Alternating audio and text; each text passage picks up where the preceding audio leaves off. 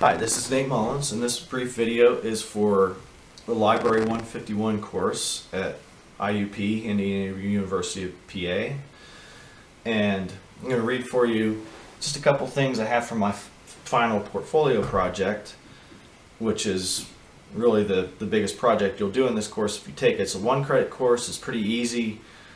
Pretty much everything you do is in class, and then you'll have some brief homework assignments, but honestly, it won't take up much of your time. It's an easy 1-credit grade, and it'll actually save you time.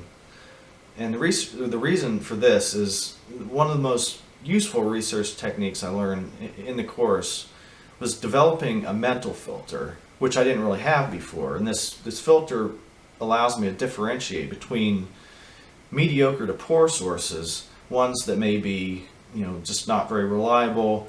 The author may not have really good credentials, may act like they know what they're talking about, but they really aren't. They might be biased, and they might be trying to sell something. They might have some more ulterior motives. And also there's the consideration of dates. You want to make sure your source is up to date. So one of the most useful research techniques I learned was developing this mental filter to differentiate mediocre to poor sources from the good ones that you really want to use. Because in prior research assignments, I may have performed well, but also may have perhaps missed out on some of the very best information on my research topics, since I was not really aware of these sources, and also not aware of how the person that I'm citing or the people that I'm citing carried out their research. What were their sources? Because they're all connected that way.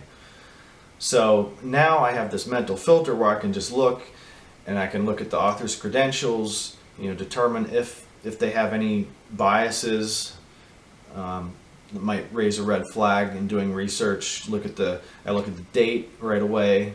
I look at whether they have a good bibliography, whether it's scholarly or not, whether there's a lot of academic research, those are always good. And this allows me to not waste time trying to figure out, is this a good source or not? Because I can just weed out the less reliable sources, and then I can spend more time looking at the good ones. And the biggest piece of information that I'll give you students who are not taking the course is to try to incorporate it into your schedule, because then you'll be in an advantage, because every student, regardless of the course of study, will have to perform research, write research papers, and especially for graduate students who will have to do a ton of research. This will help everyone, and it'll actually save you time. You'll know where to look.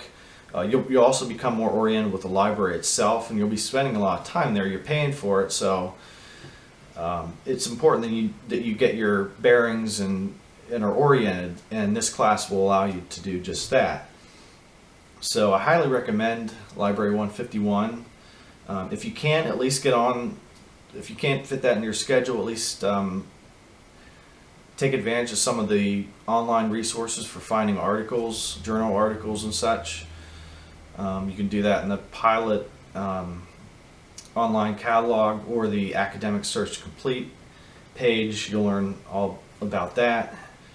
And I'd also encourage you on your own time, if you can't take the course, to familiarize yourself and orient yourself with the library so you know where things are, so you're not walking around looking like an idiot. You know what you're doing. So anyway, that pretty much concludes my presentation. Hope you enjoyed it.